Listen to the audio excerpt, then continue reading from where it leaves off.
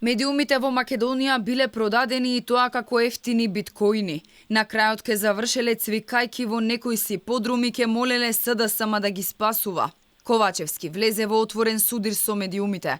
Соочен со неминовен и катастрофален пораз на изборите, лидерот на СДСМ на партиска трибина во скандалозен настап. Вината ја префрли врз сите медиуми, вклучувајќи ја и државната телевизија.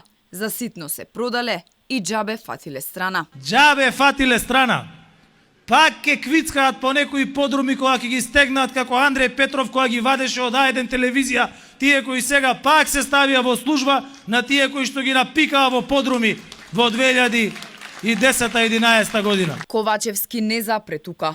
Во излагањето, кое беше директен напад врз слободата на говорот, тој ги навреди со обвинување дека сега пред избори им паднала цената, па затоа некој ги купил. Него ни интересира што ќе кажело Сдруженијето на новинари. Тоа ви е кога медиумите ќе се стават во функција на една политичка партија. И после ќе се освестат и касно е. И кај ќе трчаат? Во СДСМ. Зашто? За да им ја врати демократијата. А они самите се продале. Они уште сега се продаваат. Пошто вика биткоин се купува кој е најефтин. И затоа сега таму се трнати. И ова морав да го кажам. Па утре нека се љутат, ќе пушти ЗНМ, ќе му се јават.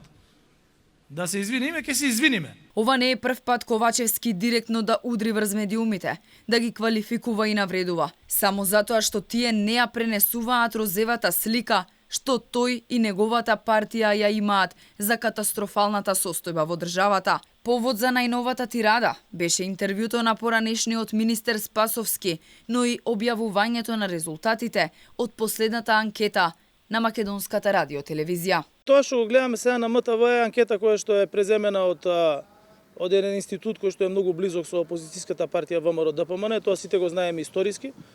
И МТВ всушност само не подсетува како изгледаа медиумите до 2016 година. Така да ова прашање може би треба да го поставите и до господинот Гир, до американската амбасадорка, до холандскиот амбасадор. Ваквиот непримерен напад врз медиумите не е новост. Секоја издржана критика функционерите ја дочекуваат на нож. Приказната со Алфа пак е посебна бидејќи со години телевизијата ја доживуваат како трн во око. Притисокот врз Алфа не остана само на закани. Власта ги користи сите механизми кои стојат на располагање во обид да ја замолчи телевизијата, па така, таа често е домакин на различни инспектори, истражители, обвинители. И покрај сите проверки и чешлања на документацијата со години, досега никој не успеа да најде нешто неправилно и незаконско.